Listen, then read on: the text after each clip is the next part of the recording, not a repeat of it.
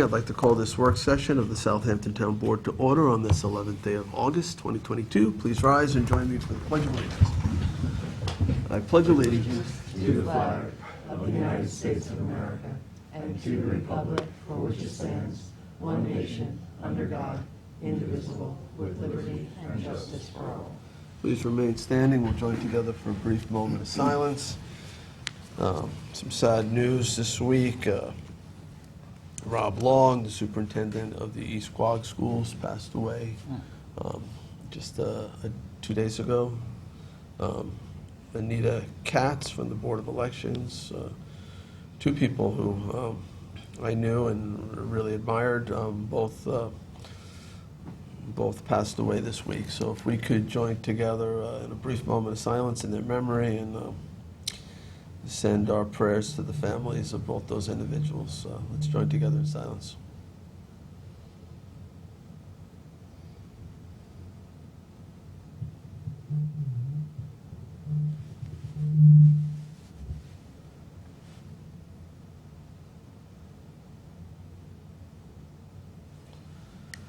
All right, thank you. Please be seated.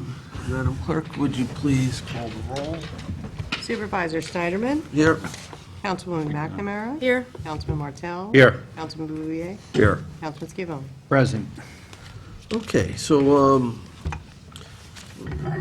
we have a relatively brief work session, then we'll go into an executive session. We have a fairly lengthy executive session with interviews. So the first item on our work session today will be a discussion of the Bridgehampton Community Center Affordable Housing Project. We'll be joined by Kara Back, Director of Housing and Community Development.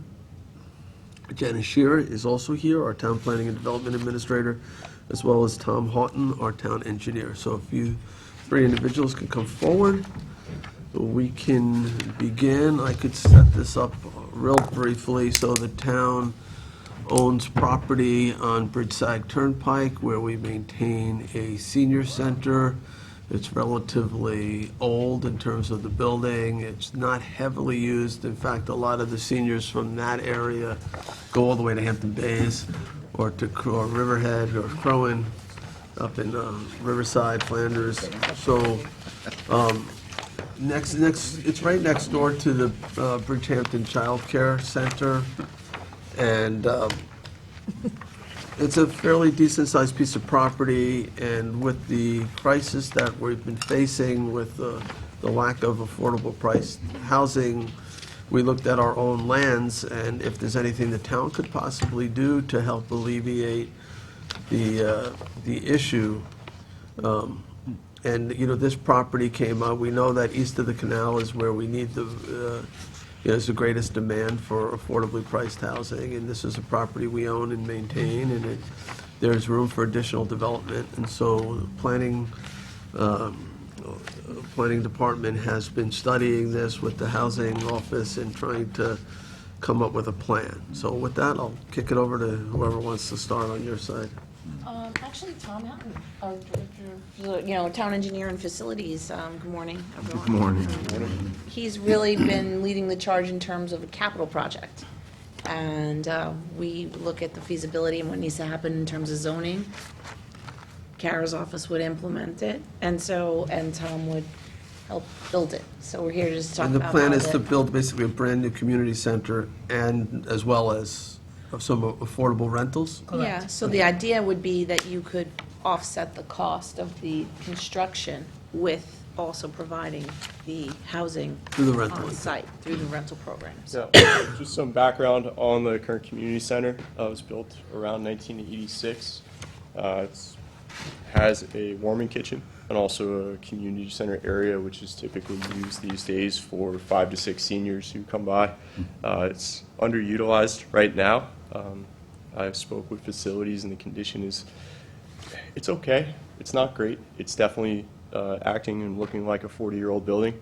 We've recently had to do some sanitary system improvements to it, collapsed pipes, shifting drainage. The parking lot is starting to deteriorate as well. So the building is sort of reaching the end of its useful life as far as what the community needs it for. So to knock it down and put up a new community center that could kind of serve the neighborhood instead of just focused on seniors. And to offset that with community housing that would be constructed above it, could really turn this property around for us. In that community, the nutrition center could also function, I guess, at night as a common space for the people who are living there. Potentially, yeah, we could have an agreement between the town, but it would be a town facility, and then the apartments or units would be separate. So to mix those two together, we would try to limit that a little Probably bit. create some programming for that, Yeah. you know, we can. As you long know, as it's and supervised. include the residents and other town folks who want to be part of that, instead of sort of, you know, Could be used for meetings, though, if there's... meeting space, civic groups, whoever would like to utilize the space at Yeah, night. and if it remains a public building, we may be eligible for some CDBG money to help construct it. Good.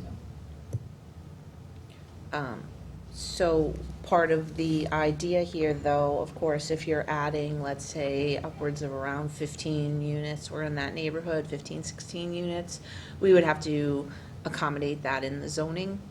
It's not currently zoned that way, so we would start a process to put an overlay here and allow both of those uses to What, be on site. overlay or rezone it to, what is it, MF 44? Or- It would actually probably just be what it is now, but putting that increased 330-8, that overlay on top that's to allow for affordable housing. And the community center is permitted in all residential zones, so we're good with that. Okay. It's just to allow that density, and we'll do some further analysis when it comes to the Talk a little bit sanitary about this. load. So there's a provision in the code that allows you to place on a property a designation? Yes, and you've done this before, you may recall, with Beyond Commons, it's being requested of you now with concern. There's this provision, 330-8, increased residential density to establish the, inventory for lower and low income, basically affordable housing under Chapter 216. The terminology in 330-8 is a little antiquated, how they use the terms, but the idea is that, you would place that sort of overlay to be able to Okay. get that increase in residential density. So it functions like a rezoning in a way, so we'd still have to go through the public hearing process, the referral to Suffolk County Planning Commission. Correct, yeah. Would it be possible to designate the units on the first floor as senior housing? Sure, you could do that. One of the things is, it might be if we reserve some of the units for developmentally disabled persons, we may be eligible for more funding from the county for the construction. So It's certainly a need. Yeah, there is a need. I think there may be some at concern. That might be. But in terms of senior housing, I looked at that initially. Senior housing, it's a little bit easier in general to build senior affordable housing than it is to build regular affordable housing. I guess people are, don't think seniors are going to be putting kids in the school system and things like that. But we really need workforce housing. So I lean toward, at this property, even though there's a senior center there, to not restricting it to seniors, but to let it be workforce housing. We need places for our workforce to live, and this is a good site. plus you don't have these school district impacts here, in the sense that there's really not Right. an overcrowded school situation in Yeah. Bridgewater. Yeah, I find senior housing is, I don't get a lot of community pushback in the past for senior housing, but we do for workforce housing. I think this is a pretty good site for it personally, so, but anyway, we can discuss that later, but I And the would design not be from- inclined to restrict it. From the look and feel from the street, it won't seem any different than it is right now. It'll only look nicer. You're not going to have some big giant, we're not talking about some big apartment building. We're talking from the street to look and feel like Yeah. any And we other have some residents in examples of Bridgewater. that already with Beyond Commons and Tuckahoe that Yeah. you And our referred to. Our goal would be to shift from the 1980s industrial design that's out there right now and sort of mimic more of what the Child Care Center has done with the shingle style and present a more residential feel from the street. Do you have any drawings? I think that would be welcome. Not currently, but we should also talk about the sustainable features that Tom would like to include. Yeah, with all of our buildings, we'd like to build in solar panels, EV charging stations, really build this for the future. Yeah. Is it oriented well for solar? I guess so, right? With, It's in both directions. Yeah, with the size of our building, a two-story building, we'd be able to put panels on the roof for sure. We will have an STP, so there's some opportunity there. So, Would we have to lose the gables on the south-facing? I don't The believe. way it's drawn, it's got 3 large gables on it. We definitely want to locate those so that they're not visible Dormers, from rather. the street. Yeah. So, The Okay. gables, you mean, yeah. the visibility. Well, yeah, the gables they face the provide- street. I misspoke. The dormers on the south Okay. roof. Yeah, Might- we may lose those. This sketch was just for It's these a nice purposes. size roof, okay. The sketch was just to see how we Right. can accommodate a building on the site Mhm. without, over massing face. or over clearing or anything else. So and this, it's conceptual. The next steps would be to go to Facilities committee, hopefully next Put it week. in as a capital project, work out the whole right. So financing you're coming here model. basically to get the board on board with using the site, Right. and then procedurally, there's a whole bunch of steps. Obviously, we'd have to have some sort of public hearing, get some input. In terms of building it and managing it, I mean, I guess the hope is that the rents would cover the debt service. The town's able to borrow at a pretty low number, and we could build it. Would we operate it, or would we turn it over to an administrator to operate it? We could decide, it has to be operated by a not-for-profit in order for this overlay to work. But that's something that the board can decide, but, we could certainly do that, or we could certainly, contract with somebody like, the Housing Authority or somebody like that to do it.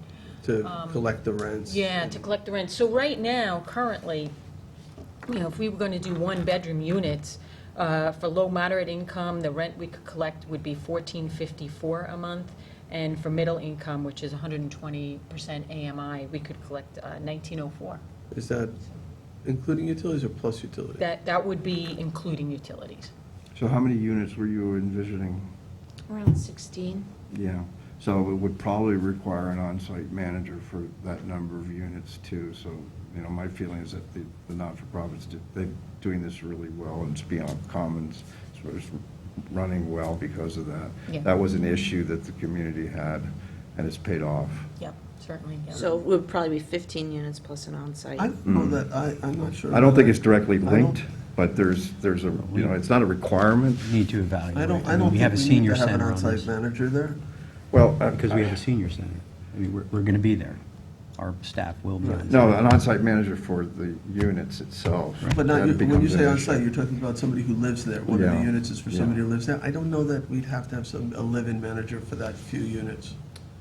I know the same manager takes care of both Beyond Commons and And Sandy Hollow Cove. Right. So really only live in. There's that. They One of live in them one can- spot. So, I mean, I think if we use the Housing Authority as our manager, I think there could be, it's not that big, 16 units. That no, would it's just the only to issue lose. that keeps coming up is that people want to feel that there's somebody that they can contact. So whether it's on-site or not, I think that's a real issue. We've had a few incidents at Beyond Commons, and without having that person there, it would have been uncomfortable. So I think it's a good idea to have somebody, whether Well, they're when you part of put the in that community overlay, center. you can decide how you want to structure Yeah, that. and as the Still on councilman the says, it property. could be part of the community center. You have a manager here most of the time. But Right. that's just something I want to stress, because that's what we're experiencing. Thank you, John. Oh, I thought you were gonna say something. I'm I like it. Um, sorry. So with your, feeling on it, if we can proceed, we'll go through our normal channels of first looking at how it's going to be structured financially through the capital project committee. And the sustainability aspect is, thank you, Tom, because I We think would it's really refer it important. to the Also, we can get sustainability money. committee as a town Yeah. We can attract some money for that as well. I think it's the only way we can move forward, because hopefully we can produce enough electricity on site to offset these utilities. And Yep. Yeah, maybe put some and money then we back would in look the into pockets. all the grant Can opportunities. this be through Carol's modularly office. constructed, or it has to be Potentially. stick-built? It honestly could be either, it's just how it's designed. Just trying to keep the construction costs down. But we also may be able to work with a local builder who is willing to build it, at cost or whatever it is. Well, you would go through the bidding process, the regular RFP. To be part of an Public affordable works. housing project. And it They would will have have to to look pay nice. prevailing wage because it is still public property. so. When people hear modular, they think, some people think that it may not look so nice, but There's Definitely- modules you would never know. definitely along with the child care center and how that looks, and I think it would be a nice It's a upgrade long way. from what's there now. And I do think you need input on the community center side. We've learned a lot with the West Hampton Beach Community Center, so there's a lot of input that, a lot of things that we went through that I didn't expect personally. So a lot of input from various stakeholders that impact the entire design. So from the capital project side of things, the first thing we would ask for is initial funding to put out an RFP to hire an architect and planner for this so that we can start those design charades and get the project moving. And here, I believe, I'd have to take a look, but this is potentially a geothermal area too. So it's something on the sustainable side to consider. It's a cheaper way, particularly if it's surface as opposed to. As long as they don't interfere with our sewage treatment plant. Yeah. Yeah. You're Exactly, the two can be worked together. You're not trying to, this isn't going to be a youth center, this is just going to be senior center. Correct, right, yep. Oh, I'm sorry, because I thought you guys had started this off, that it was going to be more than a senior center. No, our current plan would be to use this as it is now, which is a senior center. But you could add programming to it, was what I said. Okay. Like for nightly use, it's not just like, Meetings and here's the things. keys and do whatever you want in there, type of thing. We would want to know, like, if residents want to use it for, like, have a yoga class or do something Okay. in there, then we You would could want to know what nights they're doing that. And, we still manage it as a town facility, so it's not just a free-for-all. It would have to Or- be structured. Right, a common space for the. Yeah, residents, if there's not a meeting common room, we space want to for know the your residents. meetings are every other Monday or something, and we know that Less you're using it. Programming issues. Yeah, and that's more of what I meant when I Right, said okay. program. Because the other, what I was referring to is when we have all these different stakeholders who want to use it with not just seniors, but youth services and. I'm sure once you have an Local amazing groups. building, you'll have a lot more people who want to use it. Yeah. So we would have to figure that out.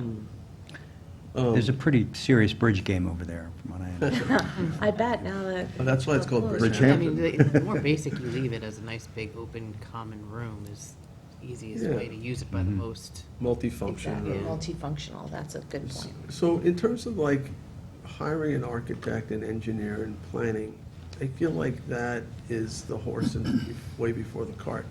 I feel like we have to do the zoning overlay first, so that we know that the board is committed to doing the project before we start spending money planning a project. So I think that if we could get a resolution, so that we could hold a public hearing and solicit community input on the idea of doing affordable housing at this location, past that. Okay, and we can have some just basic conceptual Yeah, of course. pictures, concepts for Yeah, that public basic. hearing? That's fine. I think, I mean, roughly how many square feet were you guys thinking of? Per unit?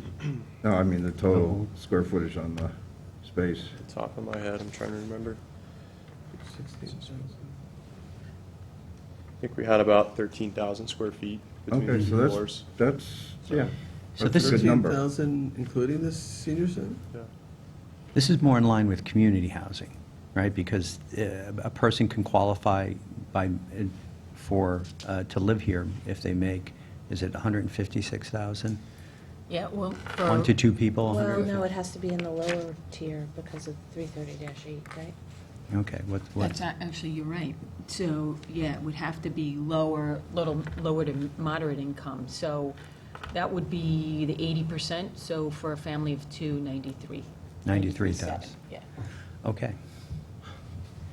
We start our teachers off at 50. That's actually affordable to a teacher Right. who wants to live and work. So at so the just to school. distinguish in terms of like the capital project, the design, engineering, that kind of stuff, we shouldn't be doing anything detailed. We should be doing maybe some renderings, preliminary, so that we can get some community buy-in, Sure. get the zoning in place, and then we go to preparing for the bid. I guess, then we know what it's gonna cost to build it.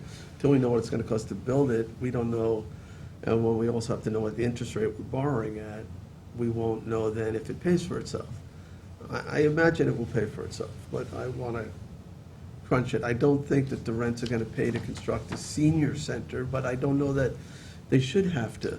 Right, correct. It- And as I mentioned earlier, their CDBG money will be there for this. Okay. for that And there's a lot portion of the state and project. federal monies coming our way. A Especially if we can- considerable amount. Sustainably. Generally, so this is kind of an exciting time. We you could know. also, we're gonna do IA systems for this too, so we could provide that through the CPF program, correct? Well, it'd be a small It will plus. be a small plant instead, and you can't really use the the IA, the CPF money for new growth. So we have that law that prohibits that. Although they could apply as a project. Well, who's the they? It's you. Well, once you, we're It's talking us. a couple of years from now. Oh, I would. So it's I not would- gonna be IA, it would be an STP? It Yes, would be like it a small, exceeds the And do you meet capacity. that? 15 Yeah, units. there's too much flow to have an IA system. Okay. Are we going to But need is- credit? Sorry, Jay. Is it's one of there, those like baby bests, like. Yeah. where- is there room for that? Yeah, it's like in a. Yeah, they're pretty small. I mean, it's not an STP in the traditional sense. Also, we haven't like a little really cargo. fully flushed that out. Right, there's a lot so to look We're at just here. conceptually looking at it. You gotta determine what We the do have flow to rates figure that are. You have enough land Janice, are back we going here? to need credits Yeah, in the for a Bridgehampton small School District? 3,500, 4,000 gallon To the system, we do. operating? So like, what's that, Sandy Hollow? We do? Exactly. Okay, good. But if you Actually put the- smaller if you than put a what's batch getting system, you don't need Yeah. And credits. that's a small island in the middle of the site, so. Okay. Sandy Hollow was what, 25 units, something like that, 28 units? 28. 28. So somewhere back here, is this a pod or? It is, Yes. and we will have some clearing transfers to work out. It's not in the Pine Barrens, so that's good. It's just an APOD, so there will be some clearing. If we could accommodate the flow and then do transfer of development rights, we can also look at that avenue. So we have to, it's like a trade-off. If we do TDRs, we could do an IA system. If we do TDRs, we could do the IA system, so that may be the better, easier path. It's in right at terms that break point, cost, feasibility wise. Because when we The looked IA at it system originally, would it was be about better. 16 units, 20 units was about the max. We're looking at a cost Yeah, I mean- benefit analysis. We could definitely build out multiple IA systems, it's just that our property density does not support it. Yeah, So if we can transfer in the credits, then we can have a couple Fujis that'd be great. or Noricos in there and Yeah. Yeah. and build it We out. do own the lot next door. Well, The some north. stuff is owned as parkland and. Is that you right? Can't, but we do have Okay. credits in the Bridgehampton School District, TDRs. Mhm. That Dave Wilcox has a spreadsheet that he maintains, and. Yeah, it could be used so for we affordable could- housing. Yeah, and we had a few set aside for certain projects that are now not happening. So we could probably, Okay. we didn't transfer them to them because they didn't complete the projects, but we could use those potentially. Yeah. So we're still in that early stage. We're really at a conceptual point where we're coming to you to say, do you want us to move forward? We don't want to get ahead of ourselves without you knowing and seeing it, so No. that's why we're here. We'll just go around real quick, but first of all, I think it's a good site. Second of all, I think it's, the need is extreme, and we can't do nothing. We have to create, I mean, this will be 16 units of workforce housing. It's not enough, but it's better than nothing, so I think we need to, I feel like we have almost a moral obligation to move forward. And I think that there's synergies here with the childcare center next door. They're talking about building an indoor pool of some sort in the back and some athletic stuff. Maybe there could be some understandings between the two entities in terms of use of those facilities. So, Semi's very close, as is South Fork. yeah, so I'm all for it. I think we should move ahead as quickly as we can, but I think obviously we need community input. There are we did some affordable houses not far from here, sort of across the street. Yeah. To the north. The Muse, Bridgehampton. The Bridgehampton. Muse, Yeah. yeah.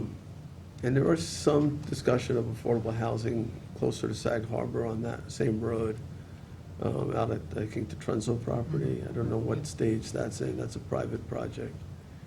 But certainly east of the canal, the need is pretty well understood, and I think we should try to move forward here. But let me go all the way to the Well, left here. before we do, I just want to address the community housing fund that Oh, we're good point, putting yeah. out.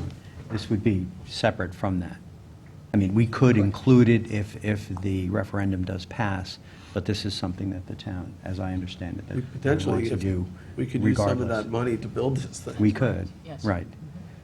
No, But it's we're a good planning point. it, Yeah. not necessarily with passage or failure or anything like that. We're planning this to build it regardless. And if- So that's, Yeah. If that did pass and we had that money, then I Mhm. guess the rents would go back to the housing fund rather Correct. than to pay off the debt service, because we That's wouldn't right. have debt service. That's correct, yeah. Okay. So let me start with Cindy. Councilman McNamara, what's your thoughts? I'm all for it. I mean, I think we need to do more stuff like this. So, like I said, I would love for us to do a whole bulk look at what we own and what we can do. And, I mean, this is just a perfect example of what we could accomplish. Yeah, it's a great dual use. I think it's low impact on the community. I don't see that we'll get too much pushback on it. I'm a little afraid of the cost when we build anything, but I think it's a step into the future for us. I think this is part of what we're going to need down the road. Let's go ahead. Great. John? Yeah, I support it, but I do agree with the supervisor, one step at a time. Let's get that, the land use in place, and costs are, I agree with Councilman Martell, costs are some of the things that hit us when we try to do things like this. But we have several sources of money, which I think is great, and this is needed in the right place to solve some, at least a minor problem, to solve a big problem here, minor project to solve a big problem. So I'm totally support it. we're in a housing crisis, absolutely. I'd like to see some of the people who live here volunteer for the Bridgehampton Fire Department and ambulance. They need people. And perhaps we can put something in there with their lease agreement if people do Like a volunteer rent for reduction or first something. response, yeah. So let's think about that as well. It's interesting. Yeah, we could look at that, too. You know, the scale is interesting, like 16 units. To me, there's still a sense of community with 16 units, like living so you get to know your neighbors. But you know, if we're building like 80 units here or 100 units here, I think people start, you know, and we've seen this in the past, and not that we shouldn't build more units, but I think that this could be a real good model for something we could do through, you know, in different places at this scale on a property this size that might actually work. It's, you know, you get more pushback, obviously, the higher number of units, but 16, I think, is manageable, and living in the facility, I think, will be a really nice experience for the renters. So, And the look and feel of the community wouldn't change that much, considering what's there now. And that's always been kind of the goal, is to distribute the housing that we need throughout the town, rather than big 1980s, as Tom pointed out, buildings that are ugly and aesthetically unpleasing. Everything's integrated well and fits well, and, you know, this is a good start, because this is what we've always been talking about doing. We did it at Spionk Commons, we've done it in Tuckahoe, we've done it in some other places, it's a smaller thing. what's the This is density great. on, like 16 units on how many acres? I believe it's It's 3.5 acres. Yeah. 3.5 acres. and a senior center. Right. So it's basically like five units an acre, Well, 6 Yeah, units. 4.5. but you got to pull out the community center part. Which is too. less than your multifamily standard. It's Right. usually 6 units per acre, so Right. you're under That's, that. yeah, what I'm Yeah. So that's, trying to get at is Yeah. that, you know, 5-6 units an acre. that's the going standard today. So it may be that we could do a different That's overlay. not too bad. A lot of communities, you know, 20 units an acre, Right. you know, up island. And More, it- 30. In addition to this, and what the supervisor said earlier, in the eastern part of the town, East Hampton is looking at an affordable housing project on Route 114, very close to our border, which I think will be significant. And also, the village of Sag Harbor has received an application for a significant project on Rose Street behind town. There's a mixed, the Friends of Bay Street are proposing something in the village of Sag Harbor, so. 70 units or something. Hopefully, housing coming to the eastern portion of the town will help. Will help our housing crisis. So So we there's will- things happening. Yeah, and we can sort of look into how much we can get from Mhm. CDBG, how much, if there's any other grants available, we'll start applying for them, just so that when we come forward, we can, I'm sure the community is also interested in how you're gonna structure the payments and finance it, et cetera. So Yeah. we'll try to apply for as much as we can, because that takes a while we are moving forward with. So also, to answer the question, and I think this will come up as well, the question that comes up about the eligibility for special groups, that we have some, we may or we may not have more control over that using the Community Housing Fund. But that's an issue that comes up here, is, who are going to be those residents. If we do it through the Community Housing Fund, we may have a lot more ability to do that, and also to, as Councilman Scavone was talking about, to, be able to provide housing for our first responders, which is a big issue also. Not only that, but primary care physicians and radiologists, technicians and healthcare workers, and all of the teachers and so forth. So, just the point, what's gonna, yeah, okay.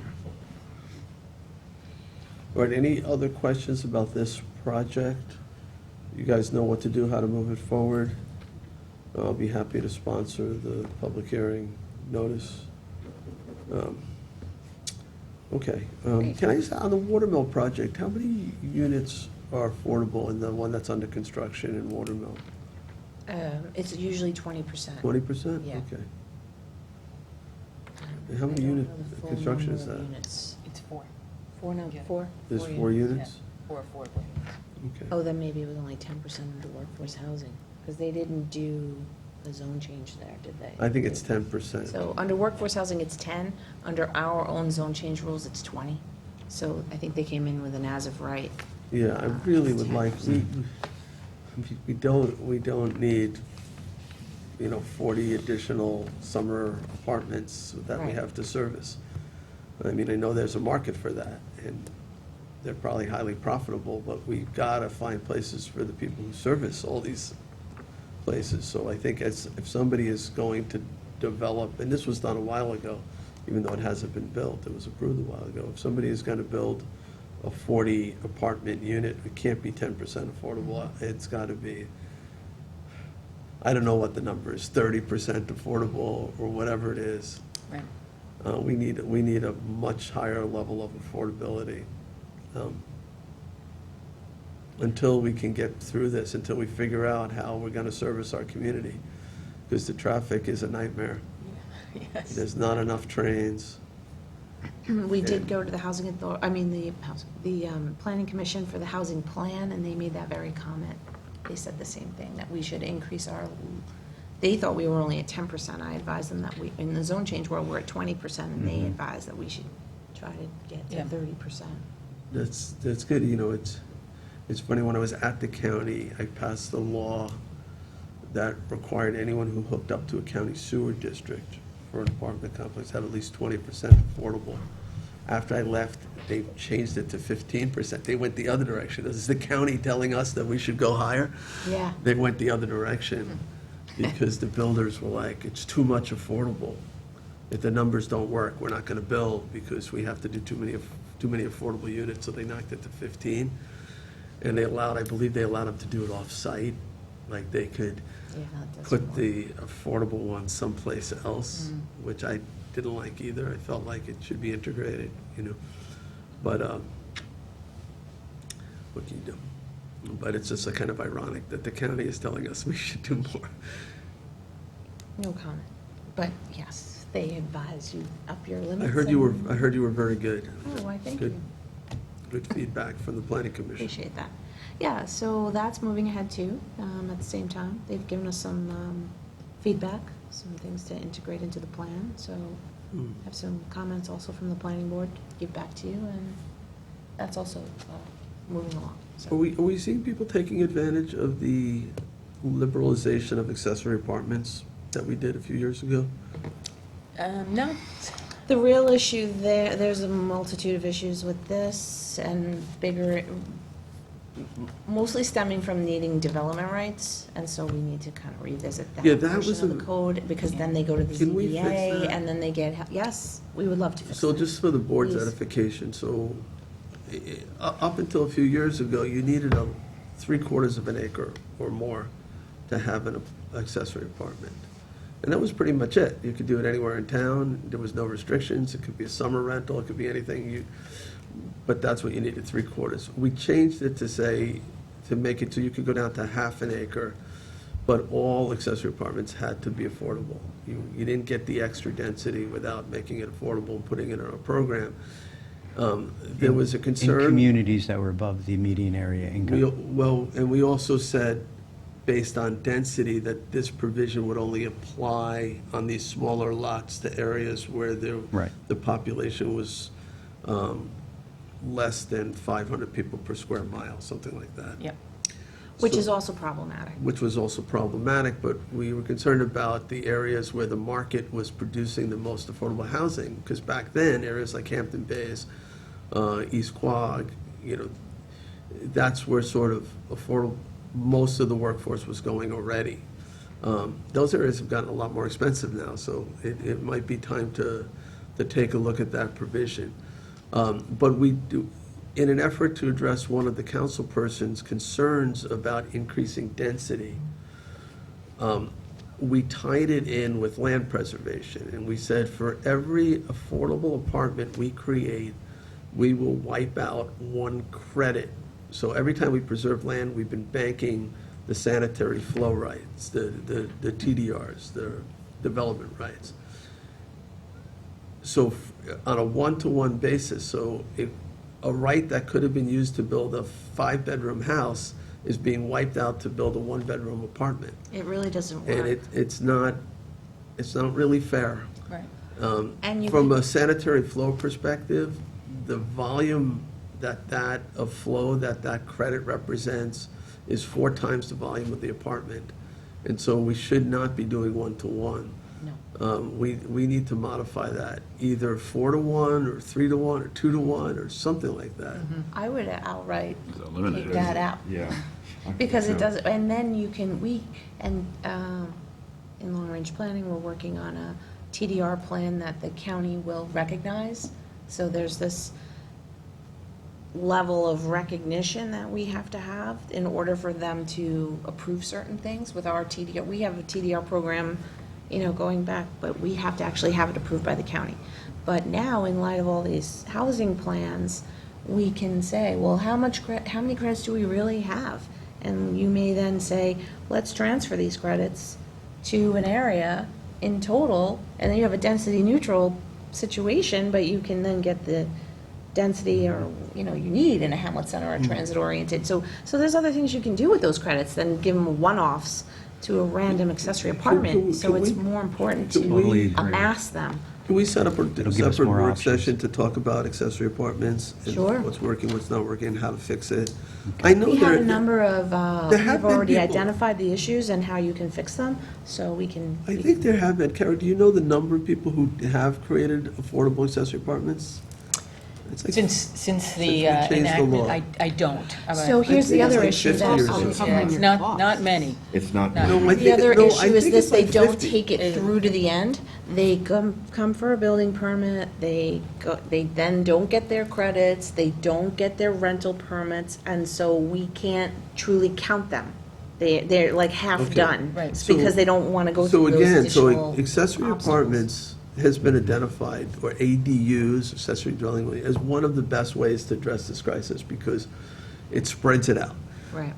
Rather than picking one piece of land and saying we're building 40 apartments, you don't even see it. A single mom with a couple kids could take a garage and convert it into an accessory apartment, or a basement, or a portion of a house, or a senior on a fixed income. Nobody would know it's even there. And so we need this program to work, because even if it's only getting 50 apartments a year, 10 years, in a decade, that's 500 apartments. It's significant. It's probably faster than these things that we're doing, you know? And we have an aging population where, these granny flats are not new. This idea of having the mother-in-law unit or you have an elderly relative who needs your attention. You can't drive all the way across town to help them. And so this model is intergenerational. It's solving more than one problem. I want to make it as easy as possible for people to put an accessory apartment, not to build out. They don't necessarily want the house to get bigger, but, within the footprint of the house or the garage or the basement. When we have, as Councilman Scavone mentioned, the affordable housing, the community housing fund, to be able to provide grants so somebody could build out that apartment. That would be great. As long as they're going to be in our program, then maybe they don't have to pay the grant back. And if they, And we want to stress to people, I've heard a lot of pushback, like, you can't tell me who to rent it to, and we always say, we're not. You Right. just have to send that person, and they give in their income information, and if they qualify that, you can pick whoever you want. They think we're forcing somebody on them in They this can rent it, accessory. they Or a lottery system like East the Hampton person has to does. qualify. Just as long as that person's income qualifies. That's important, and that's And as long as the actually rent, That's a right. misnomer Yeah, in the and community, and is it- that they believe that we're choosing people from a lottery I for can't these tell you how many affordable emails I housing get, units. people like angrily telling me that we have no right to tell them who they can rent their place to, and it's just such a misconception there. That's important. That's right. In terms of but understanding. it has to be affordable. As long as you're charging them an affordable rent, and this person isn't like someone who's making, this is their summer thing and they're working on Wall Street, that's what we're talking about, like, it's an affordable rent, it's a person who's needing it. And I- That's all And our. and if it's a you family know. member, they're exempt. And I And don't family mind that at all, members because I feel like Okay. they're asking us to increase the density on their property. They're entitled to a single-family home. Well, when you say accessory, now carriage house is a That's different. density But extra. I'm saying that they're, But accessory as is of right, accessory. they can It's build not a single-family home on their property. They want the rental income from a second apartment on their property. They have to sort of play by our rules. Say, yeah, we'll give you that extra density, but it's got to be affordable. It's got to be affordable. It's got to be, the rent's affordable, and the person in it has to be eligible. I don't think that's unreasonable to give you extra density on your property and extra income. That's right. I do think that we could explore things like making sure we're not increasing anybody's tax assessment by adding that apartment. I'd say we should lower it. Should get a reduction. If you have an ADU, you get 10% reduction on your property taxes because you're meeting a community need. The state would have to authorize that. And I know that's something that Fred was looking at, incentives, after the governor had proposed that, ADUs that were sort of exempt from zoning, and that was, there's a lot of pushback. Assemblyman Thiel put together sort of a package of incentives that respected home rule. And, I don't know what the status of that is, but once those things get through Albany, that could be a way of helping people as well, making it easier to put affordable apartments in at their homes. Janice, one of the limiting factors is also flow from the Suffolk County Health Department. Would the bedroom situation as far as flow on the sanitary system remain the same? I know that we got a ruling from the Health Department, if a house goes from 3 bedrooms to 4 bedrooms, they don't necessarily need to upgrade their septic system. That's right, it's So- 5. So when you So get to, so if you five have is the max. 3 5. and you're adding 2, you may have to do it. If you have 3 and you're adding 1, you wouldn't have to do it. So the Okay. 5-bedroom is like the threshold where So you we end should- up having to do the IA system. Now, can you get a grant and do it? Yes, Mhm. absolutely. In Okay. some cases, like. Well, that's important for homeowners to know if they're going to do that, and, going to the Health Department seems to be a black hole of bureaucracy Except- yeah. sometimes, no offense. Accessory isn't but- technically density. I know we all Yeah. understand that a different person is living there and you're adding a person to it, but accessory means like it's part and parcel of your own home. Mhm. It's just a different, separate living quarters, but it's considered the same density when you're under 5 bedrooms. Once you go beyond that now, or a carriage house, which is half the size of your house, let's say. Say you have a 3,000 square foot house and you want to put a 1,500 square foot carriage house, and we do say that's density. That is literally another house. But if it's like, you're up above your garage or something, we don't count that as new density technically. So Good. it's Although they it's could look livable. at it as additional bedrooms, and we get into In the this health argument all department the realm, time. they start to Yeah. say, now, it's not that you can't have 5 bedrooms. You can have 5 bedrooms all day long. You can have 10 bedrooms. Just a You just have to different size your design. system accordingly. Right, right. Yeah. It Okay, becomes there are a pro- it number of becomes apartments problematic. that are not legal, and I know there are people who are renting them out, and they want to make them legal.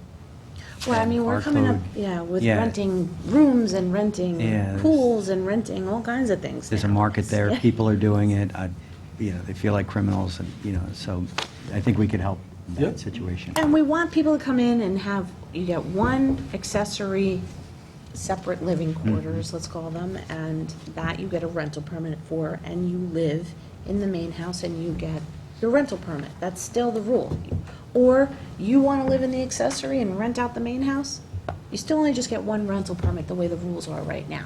There's not, I live in, wherever, and I rent my house and the accessory out. We don't do that currently. Owner occupied. It's owner occupied. Well, it's kind of interesting, though, because this is a national problem, if not a global problem with housing, but particularly in the United States. So you're finding that there are firms that make these investments. It's almost 30% of the inventory of the affordable, quote, workforce, housing is actually privately owned. Or they actually come to somebody and they buy it back, and then they rent it back to them, and it's become sort of a business. And it impacts areas that are higher density, obviously. The ADU that the supervisor was referring to, that's really based on a certain density level. And we're different than that here, and that's where we're kind of on the cusp. And I think that's where we're having a lot of these problems, because it becomes very attractive to someone who can make big investments into small units, and it goes unnoticed. And that's kind of what's happening throughout the country.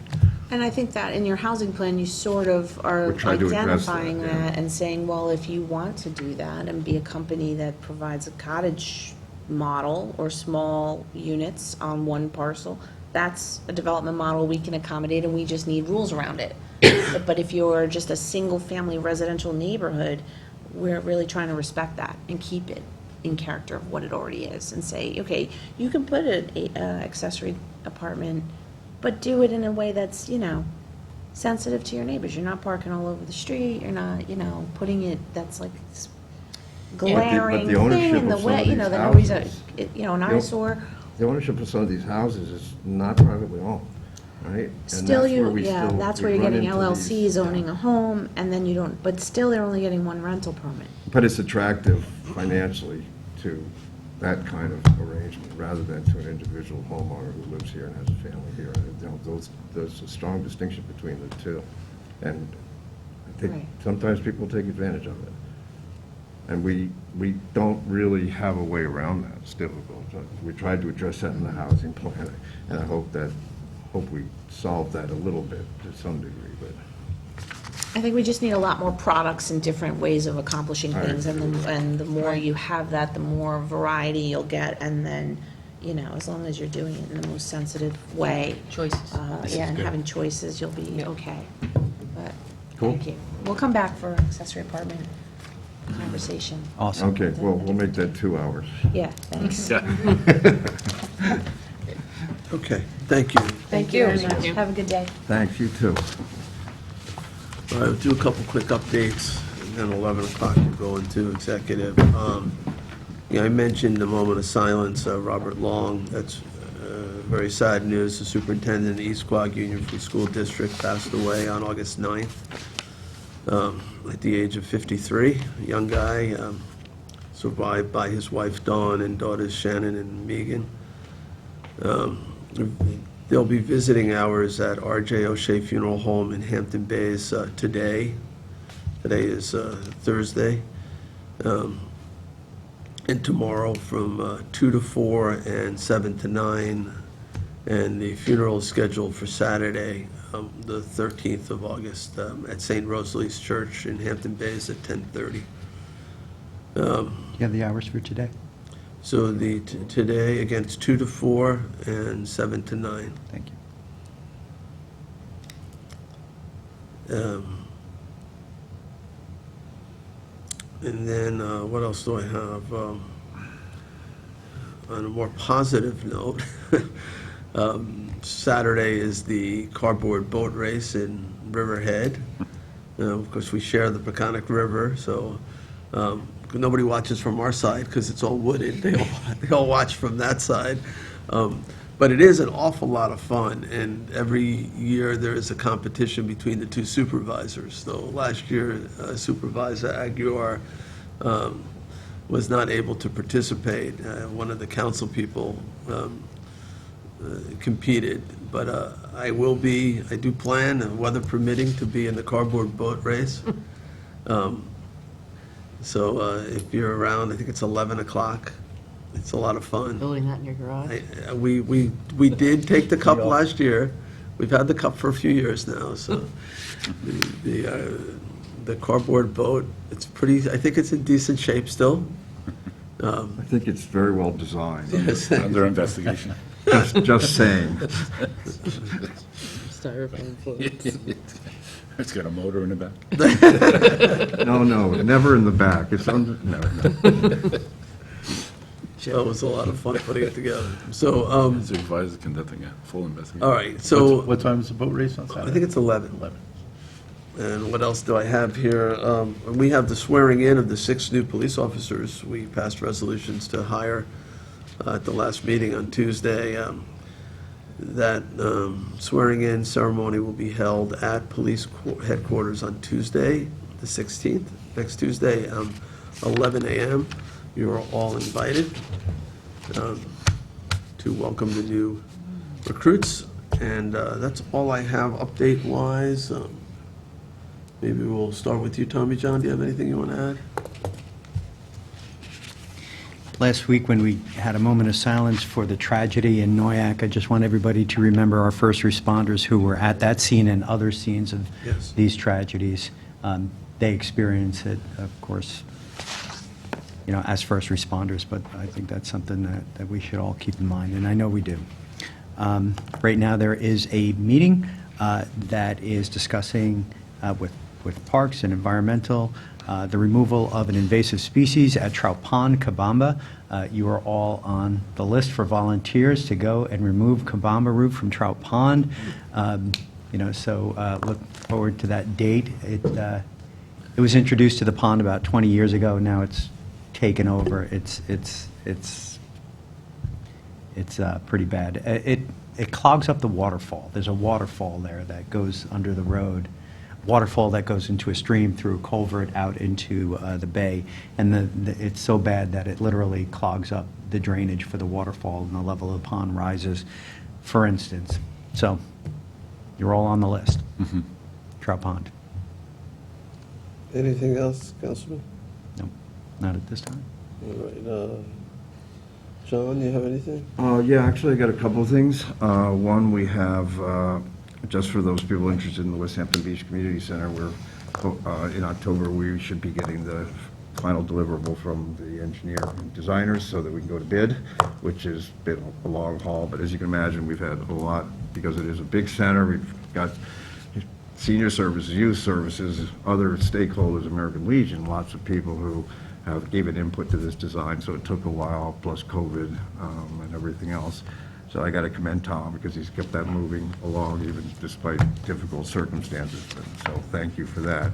Also, we have a CAC West meeting this September 1st. We've managed to secure funding for a sidewalk to the Stokel Park. There's been always an issue of access and parking.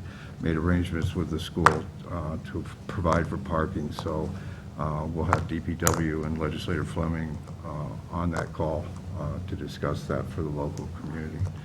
And I think that's, thought I had a third thing, but I don't. We can come back if you think of it. Is the school going to help fund it, that parking lot? No, actually, the state, we're using their parking lot, so really, they're just giving us permission to use their existing parking lot, because there's a crosswalk issue to get from the north side to the south side. So the DPW is going to build a sidewalk on the south side of Montauk Highway, from River Road down to the park. That's in anticipation of the year 2025, when they're going to redo the dam. I have a project scheduled to redo that whole section, so, which sort of brings me to the other subject a little bit with Eastport. I was talking with our legislative aide, May Zagarelli, this morning about trying to help Eastport. Eastport is divided between Brookhaven and Southampton, right at that bridge site. So access from either side, particularly from the east side, is difficult. So hopefully all of that will help that and help revitalize some of Eastport, which is a big concern of the constituents there. And we'll see what we can try to do with that.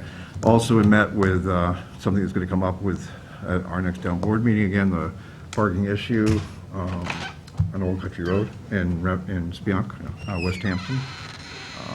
We met with all the constituents yesterday, looked at Plan B. That looks really good. Everybody's happy.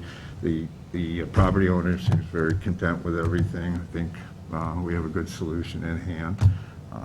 Maybe some minor tweaks, but Sean Cambridge will bring that. So Sean was there, got a better idea of what the traffic's like, and It's pretty bad, I think. it's bad right there, yeah, and most people don't realize that. So we have, actually, through the Highway Superintendent's office, Mike, I can't remember his last name, but he's a great guy. They're going to clear that up so people can see around that corner, instead of coming around at 45 miles an hour. They're going to clear all that out. Hopefully, we'll be able to put up a fence on our Are we right-of-way. going to have some parking on the water side of the street? We will not, there is parking, but it's farther up, but it's not right directly in front of the homeowner's property. But there is parking right across the street. That's one of the reasons we want to clear that area out, because nobody can see cars coming. I'm hoping that there's some parking, at least some parking. There's parking, it's just, On the it's water side farther of the up. street. There's Okay. really no access there.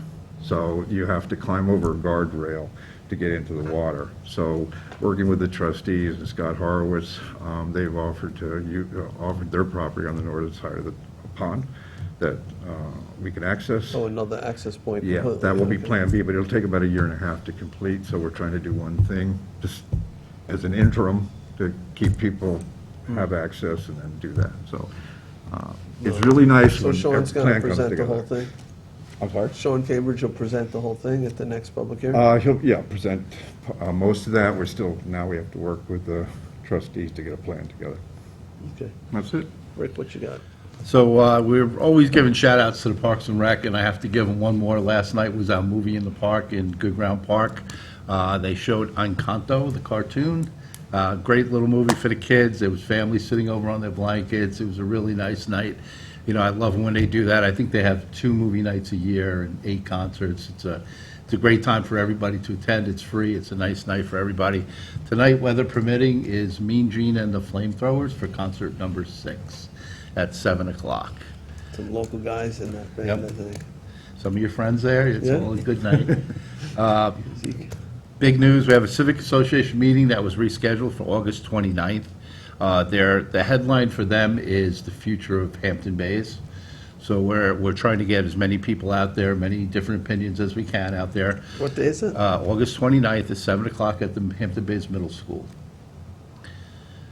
It's on social media, they're advertising it all over. It's going to be a good night for everybody concerned to get out and voice their opinion. And last but not least, Tommy John and Jay and I were on with Superintendent McCardle with the county, talking to them about our traffic woes once again. And I think we finally got through that they need to be active participants in some solutions that we need out here. So I'm hoping there's good things ahead from the county to help us with the traffic. Yeah, I mean, one of the things that we looked at in particular was the County Road 39 at the college and also at North Main, but particularly at the college, and whether we could see that blink in the mornings to help with the rush hour traffic. And I think we're closer to getting county approval. They're looking for us to put together a plan that they can review, and their engineers are gonna sit down with our police and highway or whoever and see if a plan can be developed that will allow that to happen. It's tricky. It's tricky because of the movements by the college and the golf course. To keep that light blinking, you got a lot of traffic flowing from west to east. So they're gonna work on it. You also have traffic flowing from south to north, Right. that comes by there. That's like a 5-minute light. I'm there all the time. Yeah, so, managing that's, Yeah, that's going to be interesting. Well, they made it a right turn only when we did it for a couple of days, which is probably the thing to do, to really have traffic flow through those intersections. The feeder streets go right. But you got a lot of traffic coming through towards Hampton Bays. It turns there to go go west. So that's a big Well. line of traffic. Not with our plan. I don't know. Well, that's what slows up That's the- 39. We want people on 39, I would say. Yeah, the Well, no, idea- that's- But right, the county's going to But look at it. no, yeah, in the morning If it's we okay. could get 39 moving, I think there'd be a lot less traffic in the neighborhoods of Yeah. Hampton Bays. Yep. There might be some better conditions up in Flanders, Riverside. A lot of things might be alleviated by getting 39 to flow.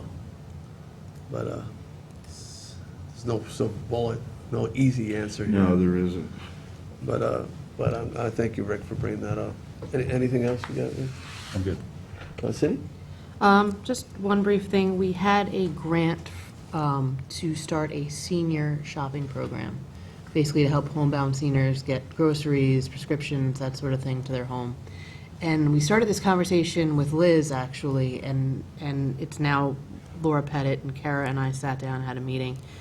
And it was really a question of, it was, a grant, and we didn't know if the funding was going to extend beyond 1 year. So the issues with hiring somebody, first of all, and then to not know if it was going to continue, how we would manage it, and then do you set it up and not have the funding and then continue it?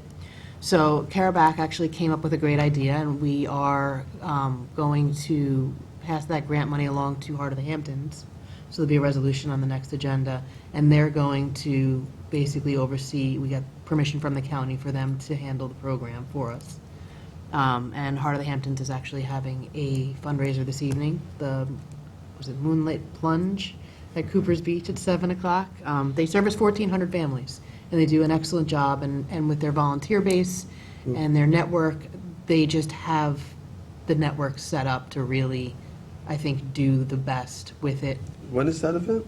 It's tonight at 7 o'clock at Cooper's. Yeah, they've been advertising that for a while. Yeah.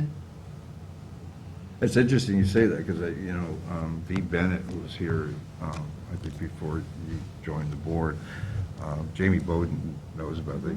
They had a program for veterans, but it was worked out with local grocery stores and vendors in the town, where they would be on a list that would, get discounted food and other things like that through those vendors. And I always thought the same thing could happen for other groups of people, Yeah. not just veterans, but Yeah. others as well. Well, they saw a need, I think, during COVID, and, and Yeah. it's expanded, and. Yeah, and it it's hasn't gone definitely- away. It Yeah. definitely hasn't gone away. All right, is there anything else? That's it.